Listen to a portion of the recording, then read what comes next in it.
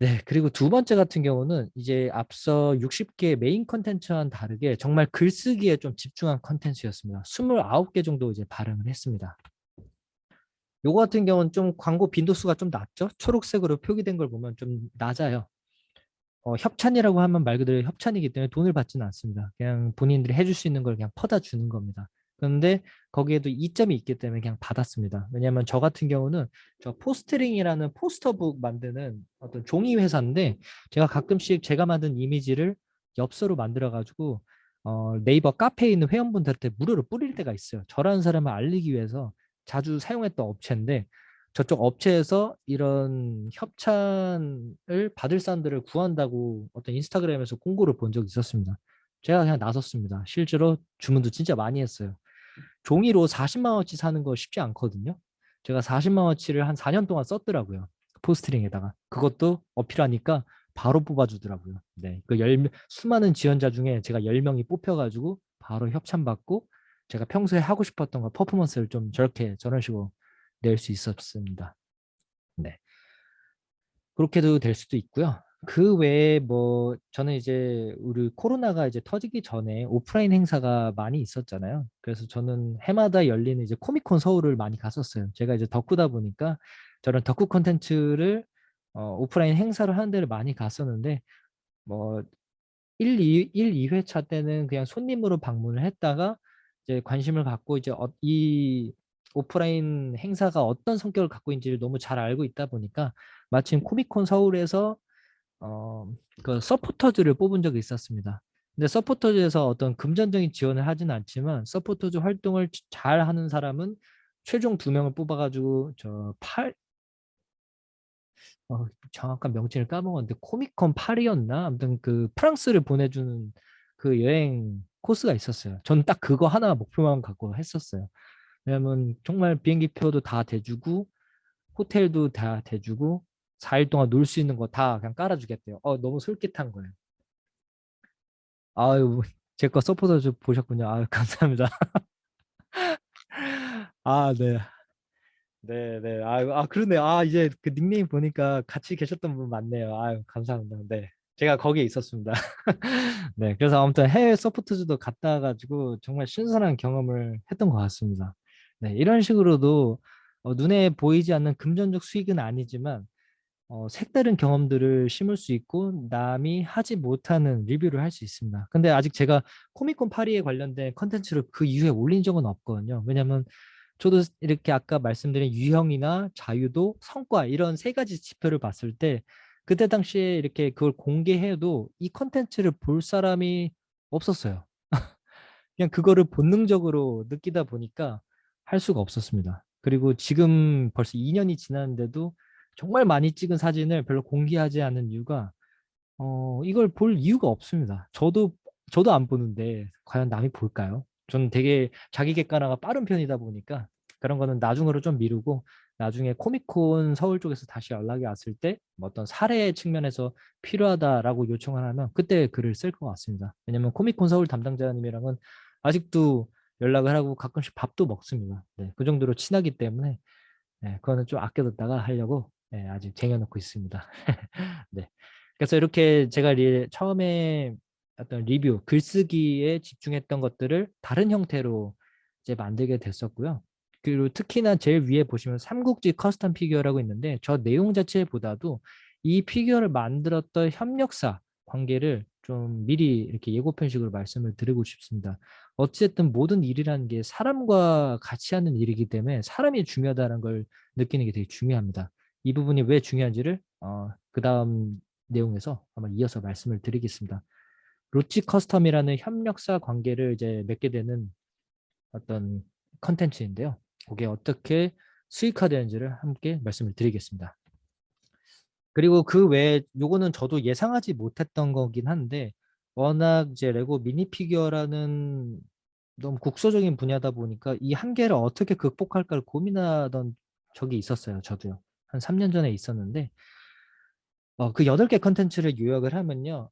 처음에 저는 아까 이제 건축 설계 사무소를 다니다가 스카웃 당했던 데가 하비박스였습니다. 그래서 하비박스에 있다 보니까 자연스럽게 제가 원래 잘하던 리뷰 글쓰기를 다른 하비 박스에 있는 크리에이터를 소개하면서 미니 피규어를 활용을 했었습니다.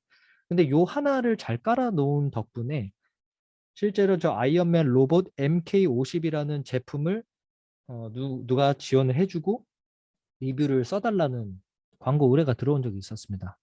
광고비는 그렇게 크지는 않았지만 저에게는 피규어 사이즈가 완전히 다른 피규어를 리뷰를 해달라는 그 요청이 저한테는 좀 신선한 제안이었었습니다. 왜냐면 항상 조그마한 것만 보여주게 되면 재밌긴 하지만 거기에 미치는 한계는 있어요. 사람들이 예측이 가능해져 버립니다. 근데 저는 이제 그렇게 좀 더 큰 피규어를 받으면서 벌어지는 예상 가능하지 못한 그런 이야기들을 버무려 가지고 새로운 컨텐츠를 만들었는데요. 비록 저건 일회성으로 끝났고 실제로 상품도 회수당했지만 괜찮다고 생각을 했습니다. 이것도 깔아두면 언젠가는 바로 작용을 할 거라고 생각이 들었는데 어찌 좀 또 운이 좋아가지고 4개월 후에 제닉스라는 그 게이밍 회사, 게이밍 그 소품 만드는 회사에서 연락을 받았습니다. 근데 의자를 저한테 줄 테니까, 돈도 줄 테니까 광고를 한번 해보래요. 근데 마침 의자가 필요했거든요. 맨날 쿠팡에 있는 의자 쓰고 있어가지고 허리 아파하고 있었는데, 네, 정말 개이득이죠. 네. 그래가지고 의자를 활용해야겠다. 근데 제가 테크 유튜버가 아니잖아요. 그리고 또 뭐 의자 리뷰도 한 번도 해본 적도 없고. 그래서 이걸 어떻게 리뷰해야 될까 싶었는데 진짜 내가 실생활에서 내가 나라면 어떻게 썼을까? 나 같은 사람은 어떻게 쓸까 해서 미니 피규어를 한번 활용한 적이 있었습니다. 저기 썸네일에서 잘 보일지 모르겠는데 의자 등받이에 막 약간 빨간색 동그라미 이렇게 박혀 있는데 그게 캡틴 아메리카 방패입니다. 네, 제가 캡틴 아메리카가 엄청 많은데 그거를 이렇게 쭈루루 연결해 놓은 건데 다음 장에 좀 확대된 사진으로 보여드리겠습니다. 그래서 저는 이 피규어들이 마치 의자 위에서 같이 뭔가 이렇게 떠들고 하는 그런 느낌을 좀 생각을 했었어요. 쉽게 말하면 토이스토리 같은 느낌인 거죠. 그래서 그렇게 첫 시도를 했는데 광고주가 요청한 것도 아니었습니다. 그냥 리뷰해달라는 게 끝이었는데 광고주한테 예상하지 못한 걸 더 그냥 주기로 그냥 마음을 먹었습니다. 이 사람들이 이 돈을 주기도 했고 의자값만 하더라도 제가 알기로는 30만 원 후반대였는데 나한테 40만 원, 뭐 50만 원을 이렇게 태우는데 그 돈이 아깝지 않게 해주는 게 저는 되게 중요하다고 생각을 했습니다. 그래서 그냥 퍼다 줬습니다. 내가 느낄 수 있는 거, 내가 진짜 좋았던 것들을 다 퍼다 보는데 너무 좋아하는 겁니다. 자기네들도 리뷰를 보면서 이렇게 웃어본 적은 처음이라고 그렇게 얘기를 하는데 제가 메일 내용 공개하고 싶은데 그거는 이제 서로 얘기가 너무 이제 다른 얘기도 같이 섞여 있다 보니까 캡처를 못했습니다. 네. 근데 엄청 좋아했습니다. 근데 그 결과가 제닉스에서 그 이후로 6회를 진행을 했습니다. 보시면 타이탄 이니어 하고 심지어 기계식 키보드 거기다가 뭐 이 모니터 발판 그리고 헤드셋 그리고 또 이어폰을 또 하나 줬네요. 네. 어쨌든 이렇게 6회차까지 연결이 되면서 저도 좀 황당을 했습니다. 가면 갈수록 좀 압박도 느꼈고요. 근데 이게 나인님 말씀대로 없던 광고를 이렇게 녹이는 게 진짜 어렵기는 해요. 근데 이것도 진짜 부딪혀봐야 아는 것 같아요. 만약에 저도 이 제닉스 의자에서 저 광고 못 하겠어요. 한 번도 해본 적 없어요. 이렇게 됐으면 아마 이후에 있는 5회차 광고는 없었을 거예요. 근데 몇 회차까지 진행될지는 모르겠지만 일단 해봐야 되는 것 같아요. 네. 이게 너무 추상적인 단어여가지고 항상 저도 매번 말씀드릴 때마다 좀 죄송스럽긴 한데 무조건 해봐야 됩니다. 왜냐면 생각보다 사람들이 정말 안 해요. 그 정말 안 한다라는 건요. 제가 다른 지표로 보여드릴게요. 정말 압도적인 숫자 때문에 놀랄 수도 있어요. 얼마나 안 하는지요, 사람들이. 네. 그렇기 때문에 기회가 분명히 많이 오실 거예요. 지금 다른 분들보다 더 적극적으로 시간 내 가지고 이렇게 크리에이터 활동도 하고 자신의 개인 사업까지도 만들고 심지어 이렇게 유명하지 않은 사람의 강의까지 이렇게 듣기 위해서 시간을 낸다는 건요. 분명히 뭔가 이제 돌파하고 싶은 그 지점이 있다고 저는 생각을 하거든요. 그거는 뇌에서 무의식적으로 그걸 해결하기 위해서 노력하고 있다는 거기 때문에 그거를 어떠한 형태로든 꼭 실천 한번 해보셨으면 좋겠습니다. 네, 크리에이티브 모자란 건 채우면 됩니다. 의외로 채워집니다. 네, 규림님은 제가 자주 봤기 때문에 저보다 더 빨리 채워질 거라고 저는 생각합니다. 네. 그래서 저는 어쨌든 결과상으로 제가 주로 다루는 영역은 아니지만 제가 자주 다루는 미니 피규어라는 소재를 가지고 토이스토리처럼 뛰어놀면 어떨까라는 상상으로 그냥 시작을 했었습니다. 여기서는 정답도 없어요. 네, 제 첫 강의에서도 말씀드리긴 했는데 우리는 정답 찾기가 아니라 해답 찾기입니다. 해답 찾기. 해결할 수 있는 답이 엄청 많아요. 근데 우리가 어쩔 수 없이 이 초등학교 때부터 고등학교 때까지 정해진 교육만 받다 보니까 정답 찾기에 너무 올인돼 있어요. 저도 그랬거든요. 근데 그거를 빨리 깨부시는 사람일수록 정말 크리에이티브하다. 뭐 개인 사업에서도 좋은 성과를 전 낼 수 있다고 생각을 합니다. 네. 이게 좀 더 확대한 사진인데요. 네, 실제로 이렇게 리뷰를 했습니다. 아주 고화질이죠. 제가 사진을 무지하게 잘 찍기 때문에 네, 사진을 잘 찍는다는 건요, 사람들을 집중시킨다는 뜻입니다. 고화질의 뭐 어떤 사진 작가분들처럼 아주 작품성 있고 그 정도까지는 못해요. 근데 저도 그분들처럼 다른 집중 포인트를 만들 수 있습니다. 네, 실제로 지금 정말 생활감 때문에 이 제닉스 의자 뒤에 캡틴 아메리카를 저렇게 놓지는 않았어요. 그냥 연출용으로 했는데 저렇게 하고 나서도 잠깐 동안 이제 사람들에게 이렇게도 쓸 수 있구나라는 그 이상한 그 결과물을 보여줬을 때 체류 시간을 높일 수 있다고 저는 생각을 했습니다. 네. 그리고 이제 뭐 간단하게는 타이탄 인 이어라고 하는 저런 반짝이는 포장지를 이용해서 미니 피규어가 자연스럽게 반사되는 모습도 저도 이제 사진을 찍으면서 알게 됐었어요. 저게 저렇게 투명하게 반사될 줄 몰랐었어요. 네.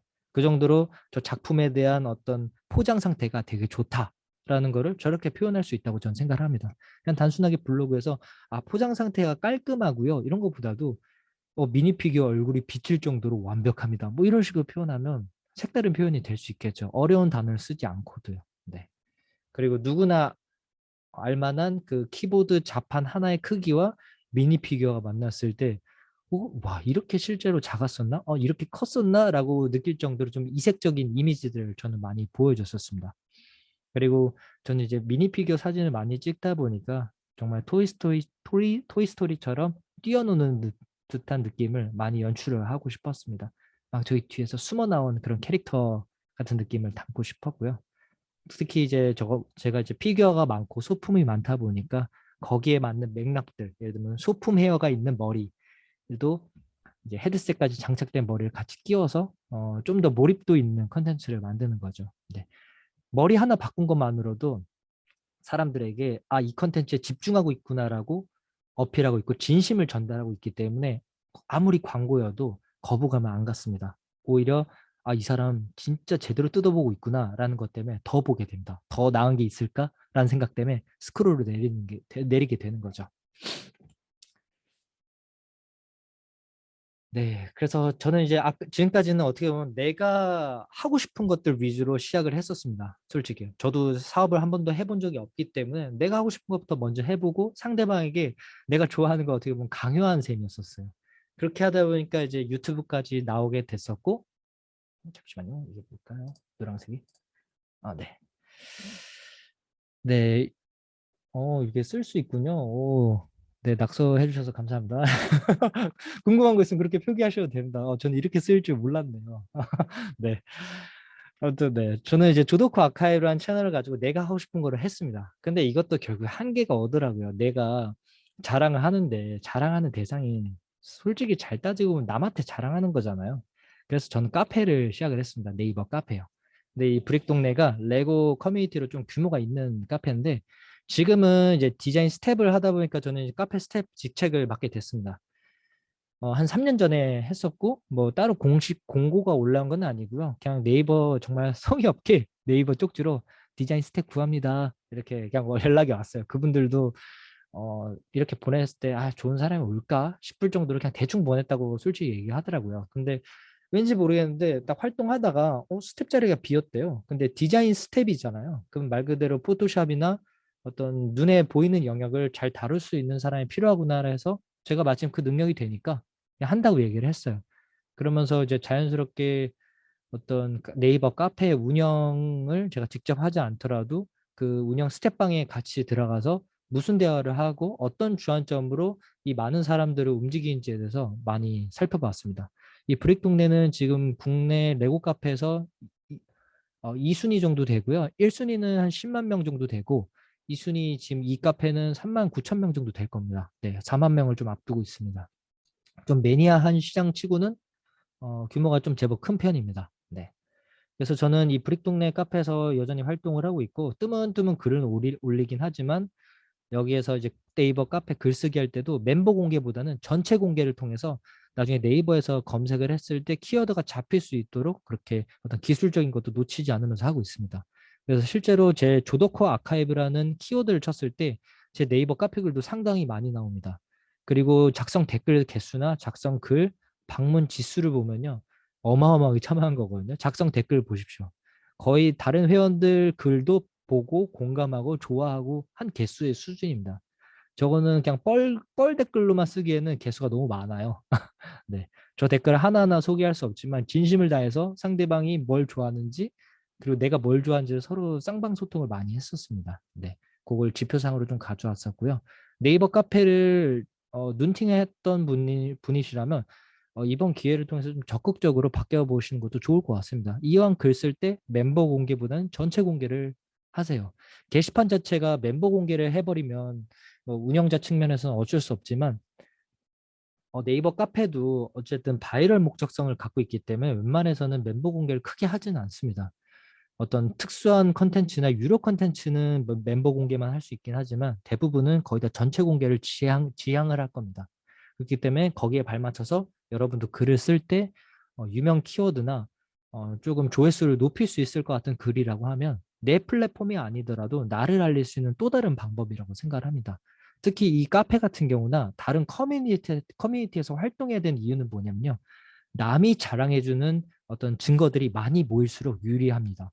나 그 사람 봤어. 그거 하나만으로도요. 나중에 공신력을 가질 수 있습니다. 내가 나 잘한다고 어필하는 것보다 우리 이런 말이 있잖아요. 자타공인이라는 말이 있는데 자기 스스로만 공인이라고 인정하는 것보다 타자가 인정하는 공인까지 같이 붙었을 때 그 파급 효과가 우리가 생각하는 것보다 엄청 셉니다. 그렇기 때문에 이런 타 커뮤니티에서 활동하는 것도 가급적이면 정성을 다해서 활동하시는 게 좋습니다. 네. 좀 글쓰기 방식은 달라지더라도 그들에 맞는 글쓰기로 좀 라이트하게 바꿔서 글을 쓰는 것도 좋은 방법이죠. 특히 여기에서 글 제목을 보시면 뭐 오징어 게임이라든지 뭐 브레이브걸스 피규어를 만들었으니 롤리 롤리 롤리 막 이렇게 하죠. 저는 제 글쓰기에서는 절대 이렇게 쓰지 않습니다. 그냥 눈높이를 맞춰서 제목을 바꾼 겁니다. 네. 왜냐면 여기에 오시는 분들은 연령대가 다양하고 좀 나이가 있다 하더라도 심각한 글을 보러 온 사람들이 아니기 때문에 거기에 발맞춰서 글을 바꿔 써줘야 됩니다. 그래서 이왕 자기 플랫폼에서 글을 쓰거나 영상 컨텐츠나 어떤 사진 컨텐츠를 만들 때 한 번 더 2차 컨텐츠를 재생산할 때는 그 플랫폼의 성격에 맞춰서 글을 쓰는 것을 좀 적극 추천드립니다.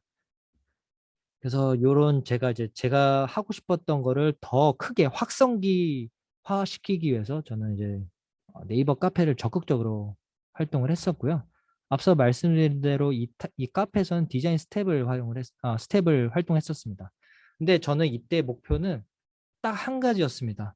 제목에 써 있는 대로 상대방을 드높여라. 그리고 남이 자랑하게 하라. 전략만 세웠습니다. 여기에서는 제 이미지의 컨텐츠의 퀄리티에 대해서는 별로 크게 신경 쓰지 않았습니다. 분명히 제 눈에서 제가 만든 이 모든 컨텐츠를 봤을 때 분명히 있을 거예요. 근데도 요즘에는 별로 크게 신경 쓰지 않는 이유는 뭐냐면요. 상대방은 이미 만족했기 때문입니다. 특히 이 남이 자랑하게 하라는 전략이 왜 중요하냐면요. 특히 저기 오른쪽에 있는 사진 좀 보시면 회원 이름이 있어요. 코댕님, 뭐 룰루와 또르님, 민브라더스파님, 뭐 무민초님, 서운대님 이런 사람들이 있어요. 근데 저는요 이 결과값을 그냥 운영 스태프들한테 받아가지고 이름을 넣어달라고만 했어요. 근데 처음에 그분들은 디자인 감각에 대해서나 뭐 어떤 디자인 가이드라인을 따로 주지 않다 보니까 저 5사람만 언급하면 됩니다라고 얘기를 해주셨어요. 근데 제가 딱 이름을 써고 보니까 나도 코댕님이 누군지를 모르겠는 거예요. 그래서 한번 브릭 동네 카페를 들어가 봐서 그 사람 프로필 뭘로 했는지 한번 봤어요. 근데 각자 개성이 있더라고요. 특히 저 룰루아 또르님은요. 저 캐릭터가 뭐죠? 아, 까먹었다. 네. 저 캐릭터를 무지하게 좋아하세요. 하나같이 끝까지 저 캐릭터만 좋아하세요. 예, 거의 자부심이시더라고요. 그래서 아 그래 저게 저 사람이 좋아하는 취향이구나. 아 저거를 무조건 자랑하게 해줘야 되는구나. 그래서 원래는 글씨만 넣어도 된다라고 한 거를 사진을 더 넣었습니다. 상대방에게 더 이익을 줬습니다. 너 되게 프로필 사진 멋있는 거 했다라는 걸 한번 어필해 준 겁니다. 그래서 그런 것들을 다른 분들한테 딱 적용을 해드렸어요. 그리고 나서 어떤 일이 생기냐면요. 지금까지도 3년이 지났는데 제 글을 쓸 때마다 저 5사람 중에 3명이 꼭 보여요. 되게 신기한 효과예요. 저 사람은 내 팬이 된 겁니다. 네. 전혀 제가 의도한 건 아니지만 상대방을 드높이니까 제가 자연스럽게 올라가지더라고요. 네. 보통 이런 어떤 인간관계론 관련해서는 뭐 데일 카니기가 유명한데 저도 나중에 책을 읽고 나서 아, 내가 왜 저 사람들한테 맨날 댓글이 달리는지를 알게 되었더라고요. 네. 그래서 최근에도 계속 드는 생각이긴 하지만 상대방을 드높여야 됩니다. 네. 그리고 남이 자랑하게 만들어야 되고요. 그 전략을 뭐 부동 아이디어즈에서도 똑같이 적용을 했었습니다. 이렇게 각각의 작품들을 열거를 했는데요. 대다수의 사람들은 이 작품이 누군지는 모릅니다. 하지만 본인 작품은 작은 썸네일이더라도 바로 알아챕니다. 그거 하나만으로도 동등한 위계에 놨을 때 차별화시키지 않은 거 하나만으로도 이 사람은 막 아주 자랑은 하진 않겠지만 뿌듯해 할 겁니다. 저한테 크게 어필을 하지 않더라도. 그리고 나중에 제가 어떤 작은 글이나 어떤 큰 행사를 진행했을 때 호의적으로 나올 확률이 높습니다. 정말 유리한 거죠. 네. 그래서 제가 디자인 스텝을 하면서 느낀 단 하나의 전략, 상대방을 드높이고 남이 자랑하게 하라. 네. 남에게 이익을 줄 수 있는 또 다른 방법이라고 저는 생각을 합니다. 반드시 상대방에게 돈을 준다고 해서 좋은 건 아니거든요. 네. 오히려 돈을 줬을 때 안 좋아지는 경우도 있기 때문에 네. 그래서 아까 제가 처음에 말씀드린 그 이익의 형태가 정말 다양하다라는 거를 이런 디자인 스텝을 통해서 좀 알려드리고 싶었습니다. 그래서 커뮤니티 활동을 자주 하다 보니까 제가 개인 사업을 시작하겠다고 홍보했을 때 반응이 좋았어요. 네. 매우 매우 좋았습니다.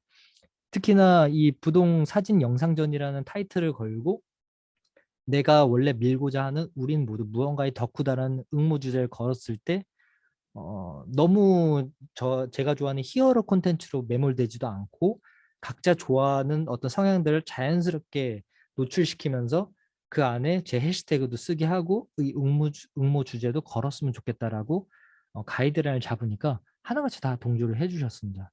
그러면 제가 나중에 정말 오프라인 행사를 했을 때 우린 모두 무언가의 덕후다라는 슬로건을 갖고 행사를 진행을 하면 타 행사 관계자분들이 나 이런 사례가 있으니까 어떤 성공과 실패를 어느 정도 예측 가늠할 수 있을 것 같다고 가이드라인을 줄 수 있겠죠.